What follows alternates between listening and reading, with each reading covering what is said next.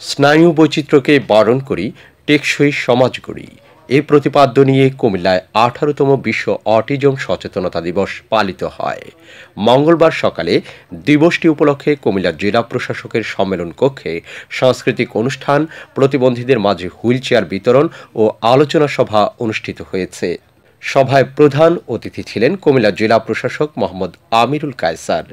জেলা সমাজসেবা কার্যালয়ের উপপরিচালক মোহাম্মদ নুরুল ইসলাম পাটোয়ারি এর সভাপতিত্বে সভায় বিশেষ অতিথি ছিলেন অতিরিক্ত জেলা প্রশাসক সার্বিক পঙ্কজ বড়ুয়া।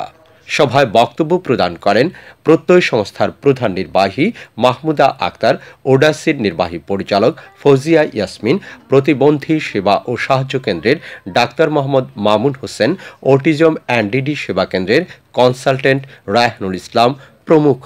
অনুষ্ঠানে প্রতিবন্ধী শিশুদের পরিবেশনায় সাংস্কৃতিক অনুষ্ঠান পরিবেশিত হয়। এছাড়া অনুষ্ঠানে ৩০ জন প্রতিবন্ধীদের মাঝে ২৭টি হুইলচেয়ার ও ৩টি ট্রাইসাইকেল বিতরণ করা হয়। সবগুলো একটা লং করে নিই, একটা ক্লোজ নিলাম, একটা লং করে নিই।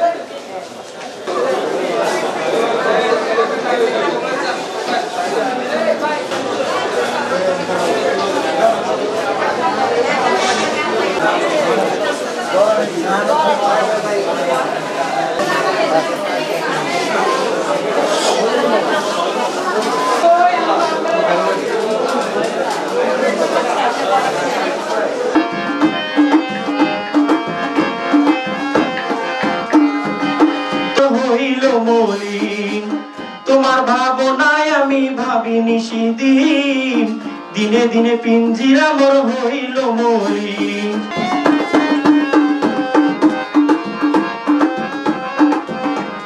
যখন একটু বেড়ে যাবেন, আমাদের লোক আছে, ওনারা একটু নাস্তার প্যাকেটটা আপনারা ওনাদের কাছ থেকে গ্রহণ করে দিবেন।